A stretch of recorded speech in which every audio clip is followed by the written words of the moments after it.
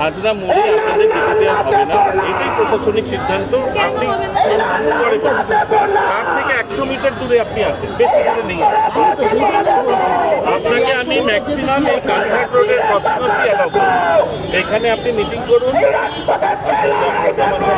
আমরা কারণটা এটাই প্রশাসনিক সিদ্ধান্ত, এর বেশি আপনাকে বলতে পারবো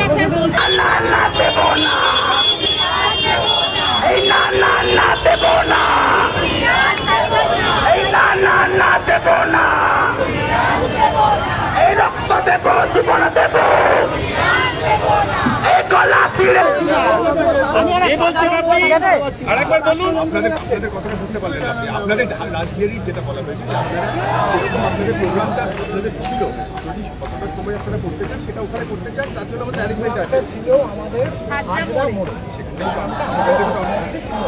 বিকল্প ভেন্যু আপনাদের দেওয়া হয়েছে রাজবিহারী থেকে। তৃণমূলকে বিকল্প ভেন্যু দেয়। রাজবিহারী মমতা ব্যানার্জি সভা করলো কি করে হাজরা মোড়ে? আপনারা যে প্রশাসন করে হাজিরা আসবেন, প্রশাসন তো আপনাদের ছিল না পুরো ছিল কি? আপনি আগে বলুন, আপনি আগে বলুন আপনার কি প্রশাসনে আপনাদের প্রোগ্রাম কি প্রশাসন ছিল? আপনি আগে বলুন আপনার প্রোগ্রামে ছিল প্রশাসন, আপনি আগে ওটা বলুন। আপনি আপনার কি প্রোগ্রামে ছিল প্রশাসন, আপনি সেটা বলুন। আপনার তো হাজারে পারমিশন দেওয়া হয়নি, সেই জন্য আপনার কি প্রোগ্রাম ছিল প্রশাসন করে মনে করছে এটা প্রমাণ হলো।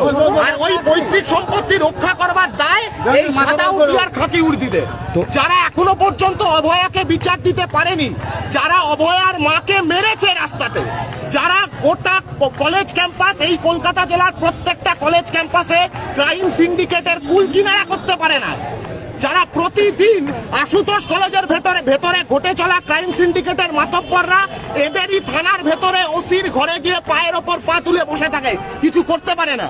আজকে এসছে এসএফআইয়ের মিছিল আটকাতে। এরা ঠিক করে দেবে যে রাজ্যের মানুষ, রাজ্যের ছাত্রছাত্রীরা তাদের ন্যায্য দাবি নিয়ে কোথায় মিটিং করবে, কোথায় মিছিল করবে, সেটা এই প্রশাসন ঠিক করে দেবে। যাদের কাজ হচ্ছে এই রাজ্যের হচ্ছে যে এই কালীঘাটের পৈতৃক সম্পত্তির রক্ষা করা, তারা ঠিক করে দেবে না। তোমরা কি হাজরা মোড়ে সকালবেলা মঞ্চ তৈরি করতে দেয়নি, 3 দিন আগে আবেদন করা।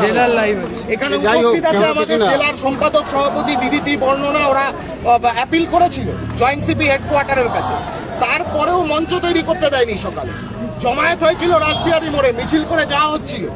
এই কটা ছেলে মেয়ে আছে, এই কটা ছাত্রছাত্রী, প্রত্যেকে এখানে কলেজের স্টুডেন্টস, তাদের জন্য 4খানা প্রিজন ভ্যান চলে এসছে। ইচ্ছে করে 10 মিনিট 15 মিনিট দাঁড় করিয়ে রেখে গোটা চত্বরটাকে একটা প্যান্ডেমোনিয়ামে পরিণত করল এই প্রশাসন। যাদের কাজ হচ্ছে তৃণমূলের পৈতৃক সম্পত্তি রক্ষা করা, তাদের কোনো রকমের কোনো ধরনের ক্রেডিবিলিটি নেই যে রাজ্যের ছাত্রছাত্রীদেরকে তারা এসে শেখাবে কোথায় মিটিং করবো, কোথায় মিছিল করবো। দেবাঞ্জন, শাসক দলের রাজনৈতিক সমাবেশে পুলিশ কখনো এরকম ভাবে বাধা দিতে দেখা যায় না, কিন্তু তোমরা ওরা তো ছাড় দেয়। শাসক দলের রাজনৈতিক সমাবেশে এই খাকি উর্দি, এই সাদা উর্দিরা রাস্তা ছাড় দেয়, বাড়িতে খিচুড়ি বিলি করে, এসব তো দেখেছি আমরা। লালবাজারের সমস্ত আধিকারিকরা শাসক দলের সরস্বতী পুজোতে বাড়িতে গিয়ে খিচুড়ি বিলি করে। এই হচ্ছে এদের যোগ্যতা, এই হচ্ছে এদের ক্রেডিবিলিটি। এরা আমাদের শেখাবে কোথায় মিছিল করব, কোথায় মিটিং করব। আগে দম থাকলে আশুতোষ কলেজের যে তৃণমূলের মাতব্বররা এদের থানার ভেতরে ওসির চেম্বারের মধ্যে, ওসির ঘরের মধ্যে গিয়ে পায়ের ওপর পা তুলে বসে থাকে, তাদেরকে গিয়ে সবক শেখাতে যায়। আমাদের সবক শেখাতে এলে পাল্টা সবক শেখাতে ওই দিনও দেখবে ছাড় দেবে।